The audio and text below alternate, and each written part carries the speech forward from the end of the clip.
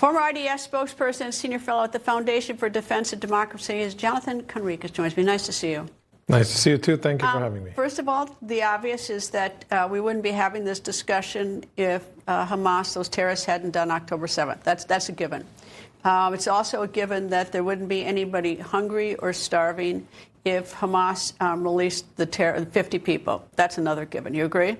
I agree so far. Okay. All right. So now, having said that, I guess that, our international journalists getting in, are they properly reporting? What's the solution? I know that there's no easy answer. What's Netanyahu to do?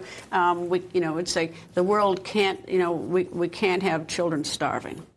No, so I think I have to give credit to my enemy, to Hamas, for running a very successful media operation. They got pictures of very horrible-looking children that apparently are starving, even though some of them have been debunked as children who suffered from pre-existing conditions, and they have siblings that are okay, but they themselves look very, very bad.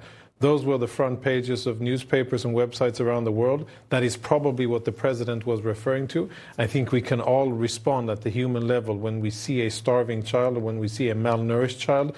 That hits us very in the gut. And I think Hamas ran a very successful pressure campaign. They had help from a lot of international media.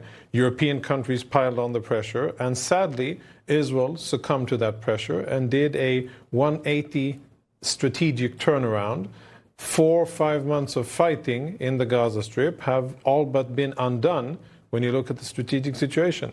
And I think how's it been undone? It's been undone because the whole idea behind the fighting was apply military pressure on Hamas, fight them in Khan Yunis and Gaza and Rafah and other places, apply political pressure on Hamas by trying to put a wedge between the population and Hamas.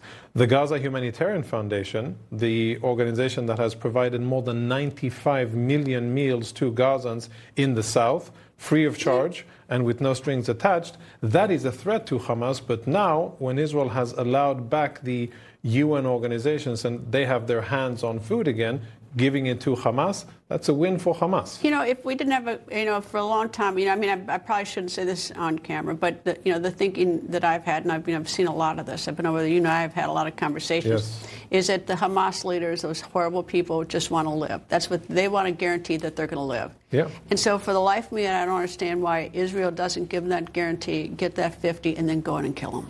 Because I think that they believe, Hamas leadership believes, that they can get away with the situation. They're holding why not say you can have what you want and then go kill them? Because if you can get all those pagers together like the Israelis did, don't tell me that you can't and have the world scream that Israel didn't keep its word. Right. So Hamas, I think, understands that, and the current stumbling block for the negotiations are the ratio of how many live convicted terrorist murders for each live hostage. That's one issue. And the second and probably most important issue, which relates to what you're saying, is that Hamas is demanding American assurances that Israel won't go back to fighting. I'm not so sure that Trump wouldn't give him that. He's an unusual leader. I think this is a very different situation, very different war.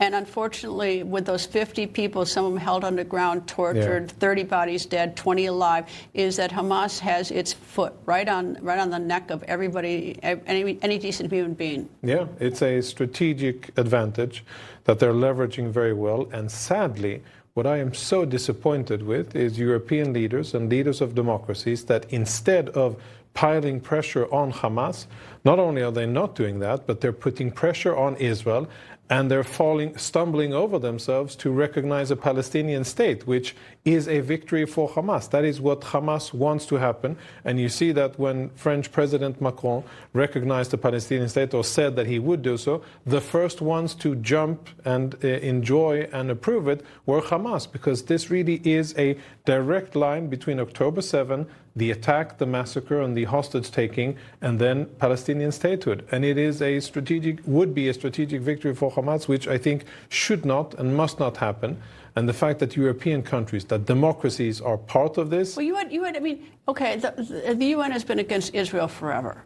All the resolutions are all, yes. What? Yes, more or less. More or less, yeah. I mean, obviously, I exaggerate a little bit. So, I mean, you know, Israel knew that was coming. Israel Sure. had after October 7, Israel had, you know, the wind behind their sails because the whole world was so horrified. But as time marched on, I said Hamas did get sort of the upper hand when it started showing the pictures, like we're saying, the starving kids, is that Israel, you know, had that window of opportunity. And so, you know, that window has now somewhat closed. I would agree, and I would say that what we can say with the benefit of hindsight is that at the time, Israel, the Israeli leadership, Prime Minister Netanyahu, failed to present a plan that was coherent, that was palatable for the U.S., different administrations, but for the U.S. and for European countries, and to get them on board with how he sees Gaza, how he sees Israel defeat Hamas, and what the future for Gaza is. That's been what's been the fall here, because many countries, the Saudis, the Egyptians, and the Jordanians, and many others, they do not want to see Hamas win. Hamas is Muslim Brotherhood. I mean, everyone is, for some reason, I don't know why Egypt has escaped all of this, because Egypt was supposed to guard the Philadelphia corridor where all the weapons came in, and nobody's even talking about it. And Egypt doesn't even want any of the Palestinians in their country. Egypt is, I don't know how, you know, we'll talk about that stuff. But they're getting away with murder. Egypt, yes, nobody ever talks about it. Even when you list those countries, you didn't name Egypt. Egypt, for some reason, you know, they wouldn't have had those weapons but for that Philadelphia. For Egypt. Correct. Jonathan Conricus, thank you, sir. Thank you.